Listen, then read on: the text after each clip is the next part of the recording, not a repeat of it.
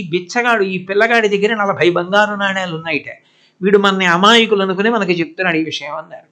అంటే దొంగల నాయకుడు వచ్చి అడిగాడు, ఎరా ఏముంది నీ దగ్గర అంటే 40 బంగారు నాణేలు ఉన్నాయి, మా అమ్మ ఇచ్చింది, లోపల కోట్లో పెట్టి కుట్టింది అన్నాడు. ఏది విప్పి చూపించన్నాడు. విప్పి చూపించాడు, 40 బంగారు నాణేలు ఉన్నాయి.